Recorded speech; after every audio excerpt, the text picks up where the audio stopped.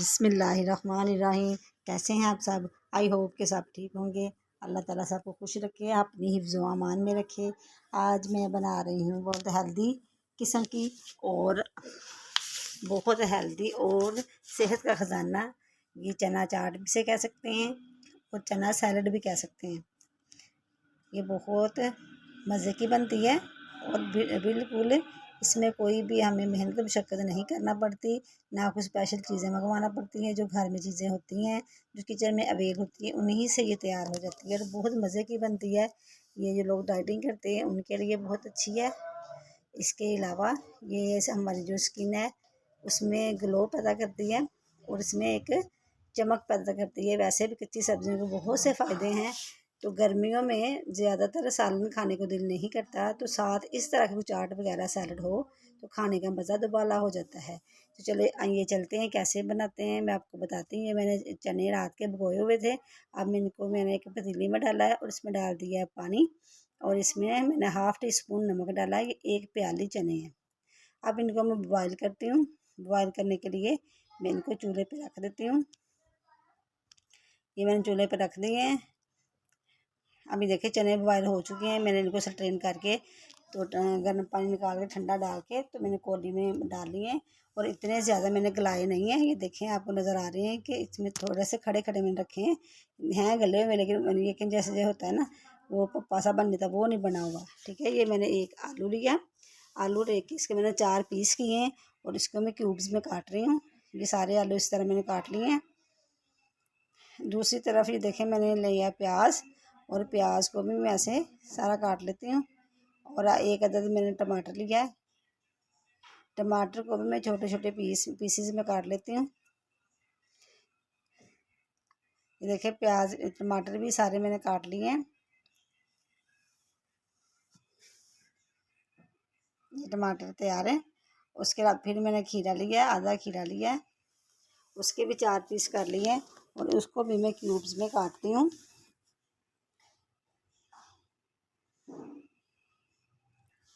اس طرح یہ سارا کھیرا کٹ چکا ہے۔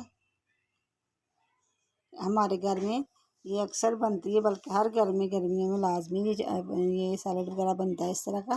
تو میرے طریقے سے بنائیں، بہت مزے کا بنے گا۔ یہ 2 سبز مرچیں ایز اے فلیور لے رہی ہوں۔ یہ میں نے پودینہ لیا ہے، یہ لیموں لیا ہے، یہ بھی اس میں استعمال ہوں گے۔ اسی طرح یہ دیکھیں میں نے ساری چیزیں جو ہیں سارے انگریڈینٹس تیار کر لیے ہیں۔ باؤل بھی میں نے لے لیا ہے، سب کی میں نے اچھے سے کٹنگ کر لی ہے۔ شرط یہ ہے کہ ہاتھ ہمارے صاف ستھرے ہونے چاہیے، صابن سے دھلے ہوئے، اور جراثیم سے اس طرح پاک ہوں، تو گھر والوں کے لیے کھانا ہیلدی اور صحت مندانہ بنتا ہے۔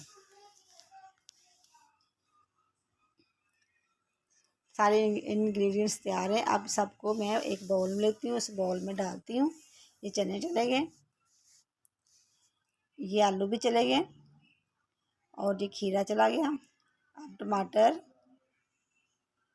سبز مرچ، یہ پیاز، سبز مرچیں میں تھوڑی ڈالوں گی، مجھے زیادہ لگ رہی ہیں کیونکہ بچے جو ہیں وہ زیادہ اسپائس نہیں کھاتے، بڑے تو کھا لیتے ہیں لیکن بچے نہیں کھاتے، اسی حساب سے میں سبز مرچ تھوڑی ڈالوں گی۔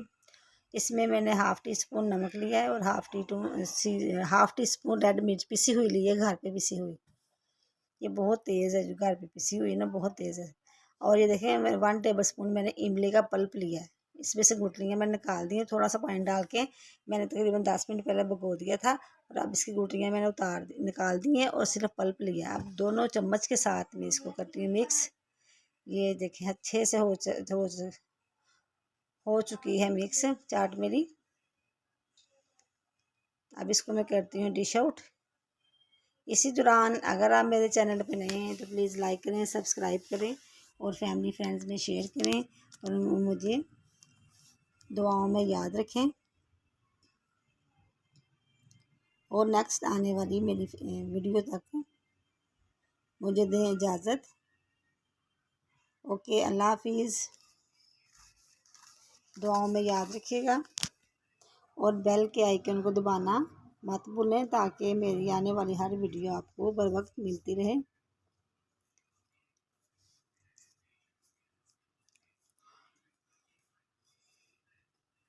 اور یہ چاٹ لازمی ٹرائی کیجیے گا۔ یہ ہمارے گھر میں یہ میرے فادر ان لا کی ریسیپی ہے، وہ ہر گرمیوں میں یہ بنایا کرتے تھے۔ اللہ تعالیٰ ان کو جنت نصیب کرے، وہ اب اس دنیا میں نہیں ہیں۔